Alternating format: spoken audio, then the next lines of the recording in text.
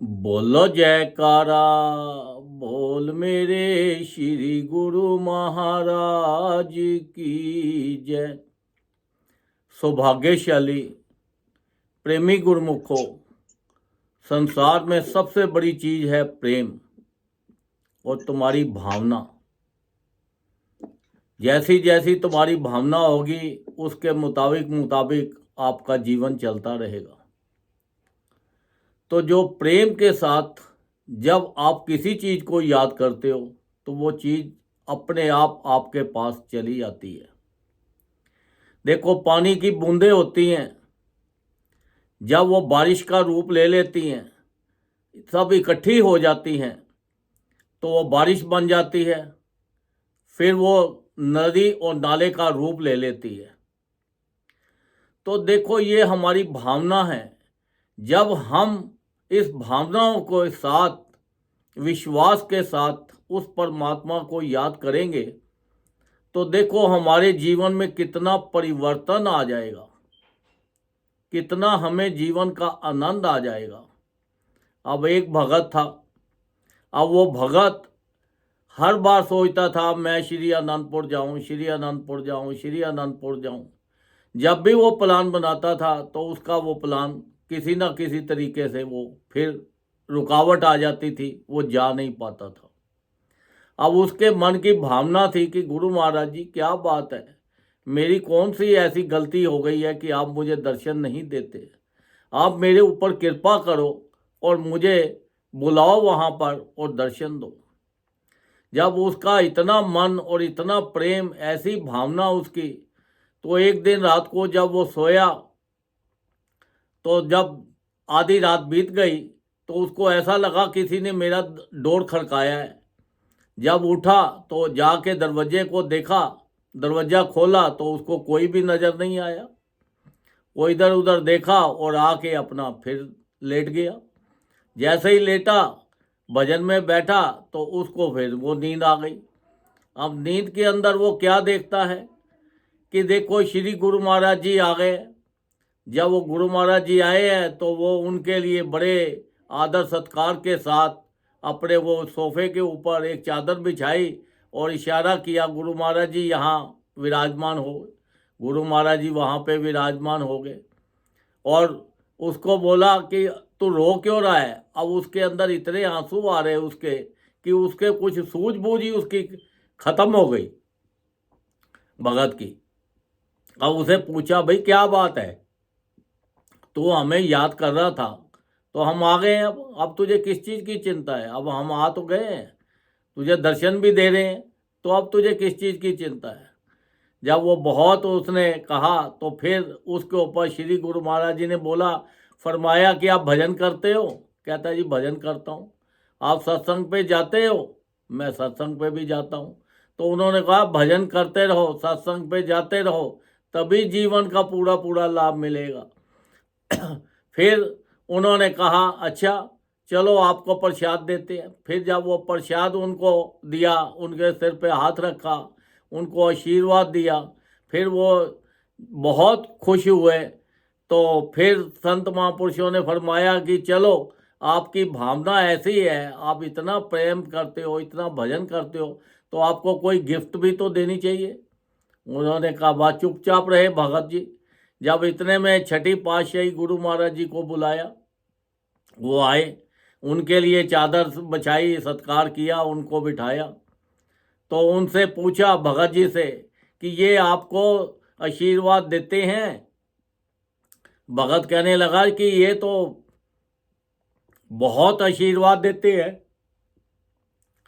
दोनों हाथों से लुटाते हैं, ये तो बार बार बार बार आशीर्वाद ही आशीर्वाद देते हैं। वो कहते हैं ये वचन भी करते हैं। उन्होंने कहा जी आप वचन भी करते हैं, आप सुनते भी हो ध्यान से या खाली इधर से निकल जाता है, ऊपर से ही निकल जाता है आपका। वो कहते हैं जी सुनते भी हैं। तो फिर उन्होंने छठी पातशाही गुरु महाराज जी को फरमाया कि चलो वचन करो।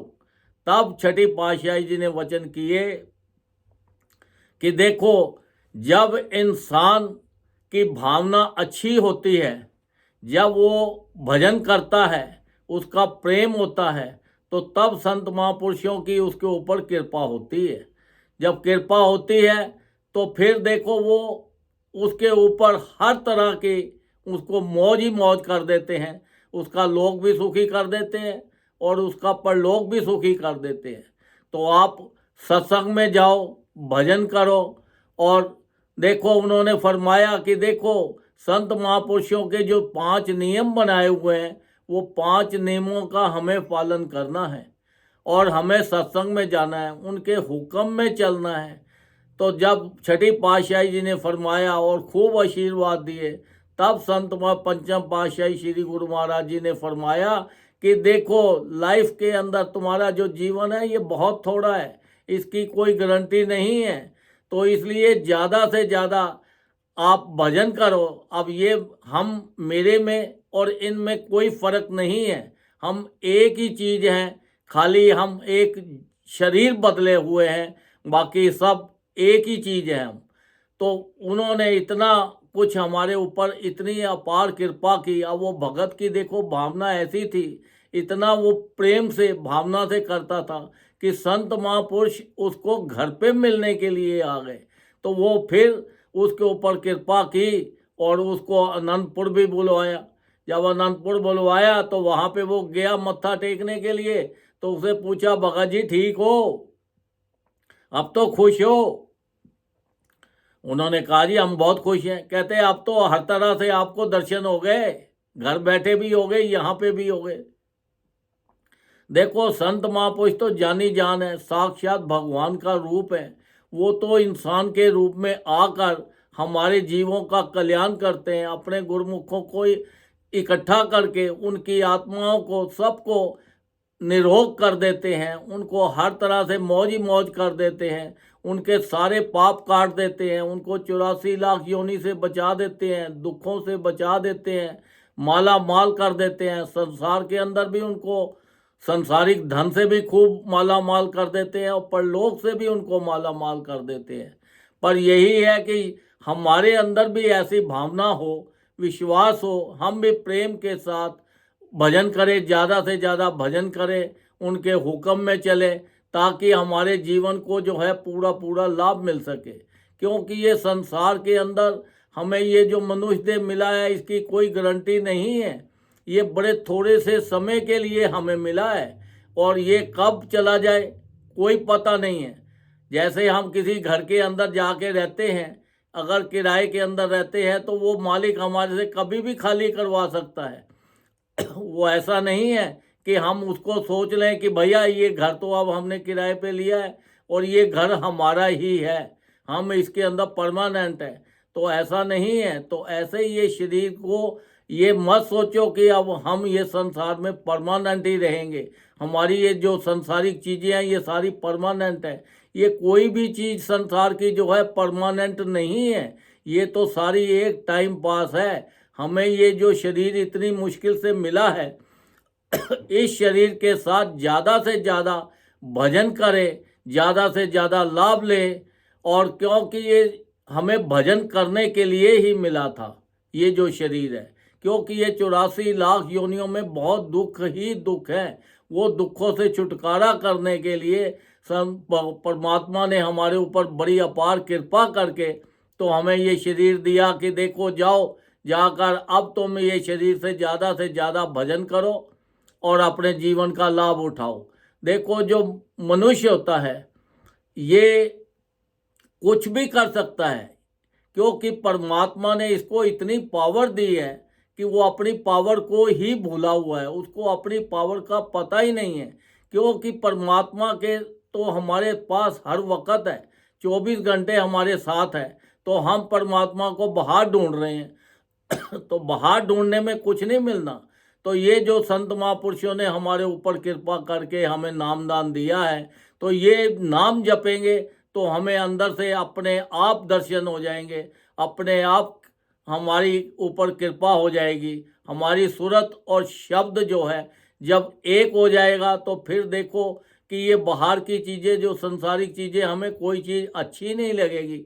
हमारा हर वक्त यही दिल करेगा कि हम ज़्यादा से ज़्यादा भजन करें और अपने जीवन का आनंद लें। जो भजन करने वाले होते हैं उनको अपना देखो, अपने में ही मस्त रहते हैं। अब महात्माओं को देखो, भाइयों को देखो, वो हर वक्त खुश रहते हैं, क्योंकि उनका हर वक्त ध्यान उस परमात्मा के साथ लगे हुए हैं, उनके साथ वो अटैच हुए हैं।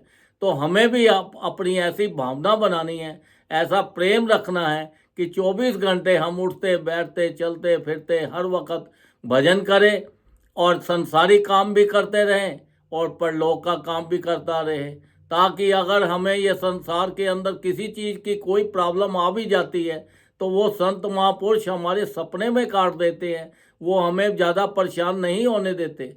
जैसे कोई माँ बाप होता है तो अपने बच्चे को परेशान होने देता है? नहीं होने देता। वो खुश कष्ट सह लेगा और अपने बच्चे को हमेशा खुश रखेगा। तो ऐसे ही परमात्मा जो हमारे सतगुरु हैं, हमारे संत महापुरुष हैं, वो हमारे ऊपर इतनी अपार कृपा कर रहे हैं, वो हमें खुश देखना चाहते हैं। तो जितना ज़्यादा हम नाम जपेंगे तो उतना ही संसारिक भी धन हमारे पास आएगा और परलोक का भी धन आएगा। हमारा लोक भी सुखी हो जाएगा और हमारा परलोक भी सुखी हो जाएगा। बोलो जयकारा, बोल मेरे श्री गुरु महाराज की जय।